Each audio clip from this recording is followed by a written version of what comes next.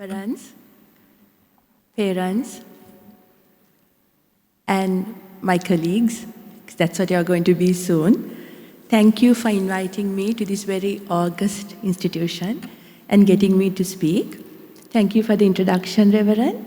And I was listening to you and you echoed some of my thoughts very deeply, that Sri Lanka right now is a place where hope is very difficult to have. And that is one of the reasons why I started many of the projects that you spoke of. So I want to tell these young people, it is exactly when hope is lost that you should get activated, right? And it fills my heart with joy to see so many. Some of you are here, some of you will come later in the day, of young people starting to learn, starting out in life, and thinking education is a very important step in that process. So it gives me great joy to come here today and speak with you all. And I think I'll tell you something that hopefully you will carry when you go and venture into different fields of your own. Some of you will get into English teaching, I think, because there is a dearth of English teachers. So I hope those of you who got diplomas continue to get your degree as well and actually never stop. I am going to be 54 this year and I got my PhD only last year. Okay, so the process of learning is something that has no expiry date. Hopefully I'll be studying till I die. And the funny thing is, the more I learned, the more I realized how much I don't know. So get there, get to the point where you are so curious, you're so excited about knowledge.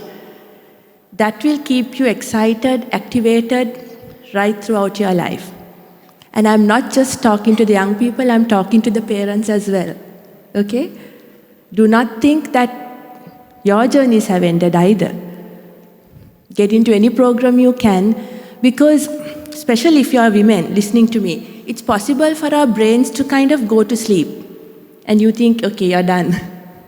No, like when you start learning, light fireworks go in your head, no matter how old you are. All right, so age is a mental construct. I hope some parents also get into some program and start learning. Because there's also this. Again, I'm speaking to women specifically. If you want to make a difference, if you want to have impact, unfortunately in Sri Lanka, your titles matter. Okay? If you want your words to have value, what you're called matters. So get right up there to the PhD, even if it takes 54 years, it doesn't matter. But have that as an aim, because the journey of learning never really stops. That's one thing.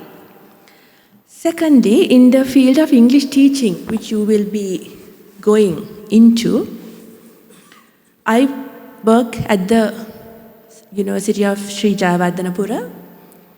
I get adults who come to me, and frankly, they're terrified of this language. Not all, but quite a few. They have come after 13 years of school, and some have told me, Miss Mata Ingrisi වචනයක් කතා කරන්න බෑ. Like, what does that mean? That means we have a problem, no? We have had English teaching for so many decades, and so many people are still struggling. It's a very complicated process. I'm not going to try and simplify it here. It has a lot to do with self-confidence.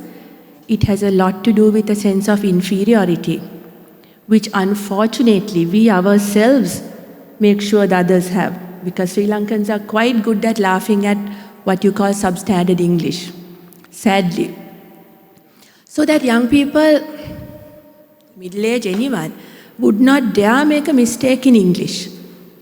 There's no problem making a mistake in your native tongues, but if you get English wrong, the idea of ridicule is very, very strongly inculcated in our society, among the English speakers, and sadly, even among those who don't know English very well. We think it's okay to laugh. So my efforts from all the projects that your Vice Chancellor spoke about has been to fight that attitude. Why are we so, this seems an odd place to talk about this, colonialism, but I will nevertheless do so. One of the things that the colonial regime brought out in us was a sense of inferiority if we could not speak that language. And from the beginning, it was connected to wealth, because the English medium schools were fee-living schools, and only those who could afford it could send their children there. So English, wealth, class, inferiority, superiority have been connected right from the beginning when we got English to this country. And I think even the Vice Chancellor would agree, those have to be fought now, decades after we got freedom. Because if we don't, we are propagating the same convoluted sense of inferiority that we were given by the project of colonialism, which honestly was not fair. So if you go to teach English, remember in this country, it's not just a matter of teaching grammar or syntax or phonetics or whatever. It's also about teaching why they would feel so bad about not knowing English. It's also about teaching politics. It's also about teaching what it means to be a post-colonial country so hung up on standardized English and accents, and if you don't speak like this, you're finished. Teach politics. In Sri Lanka, you cannot teach English without having an idea of what it means. It doesn't mean we need to hate anyone. It doesn't. But it does mean we've got to talk to those who know English, those who don't know English, everyone, to say there is a little bit of problem in the way we laugh at people who but speak what we call substandard English, substandard accents. Stop doing that. Right? And if you find that you're not listened to, if you find that it's difficult to change the system, like I did, there are possibilities that you do your own thing and still make a difference. The Vice Chancellor, the Reverend, spoke about the Bhasha Buddy project.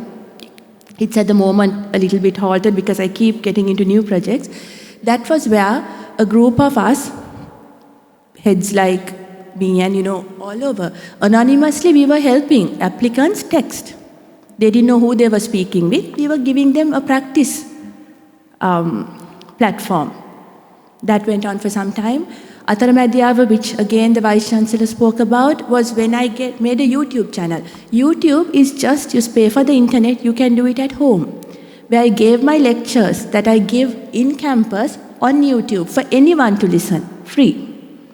And we had discussions with very famous professors like Professor Sasanka Pereira, who spoke in both languages, speaking about how they learned English so others can learn. Last thing was the English for Fun project. And every time I start a project, I realize this is more important and that is more important. Where I realized if you just expose kids to English, exposure, we might even not have jobs later, because a child who gets exposed to English really is not scared of it. So Sri Lanka, unfortunately, has these cycles, which I can even call vicious cycles. I was given a bilingual education by my parents, and I made sure my daughters can speak English, and they will make sure as well. So this doesn't break.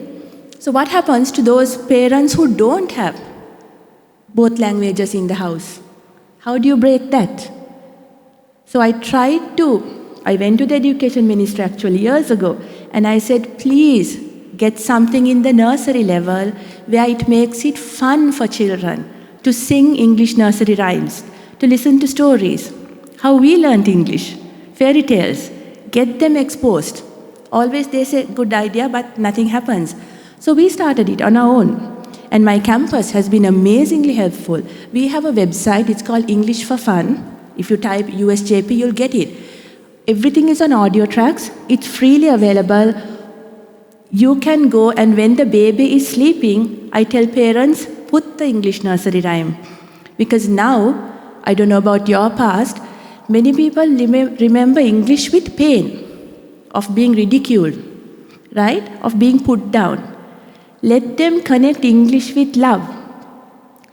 It's in 3 languages, so the mother can read the story in Sinhala or Tamil and put the English track for the baby to listen to it in English.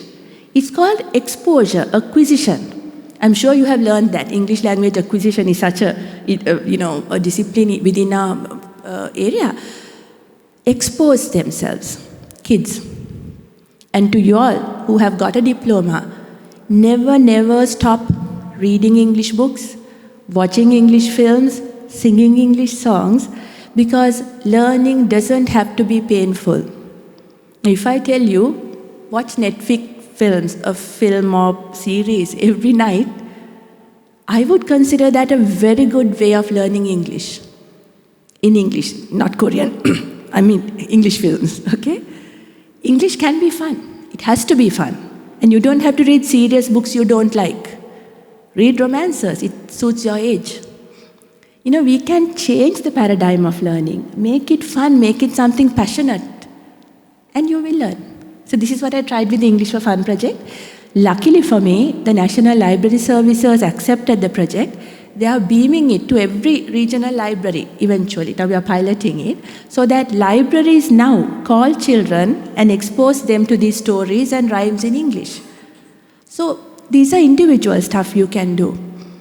And I'm telling every single one of you who has a diploma now, you also have a responsibility. Change the system. And if you can't change the system, go over it. Go around it. Because things have to be done. The certificate is the first, but if you just wait with that certificate, it makes no difference whether you got it or not. Okay? Take it. Think of what you can do. I mean, Bhasha Buddies you can have with 10 people where you help them 1 hour a week just to text on any subject. Change the system.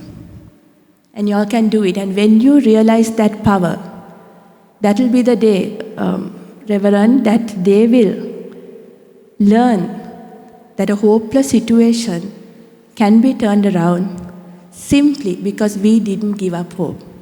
So good luck. Thank you for calling me to speak with you. And I hope I get to hear your names in very good context in the future. Thank you very much.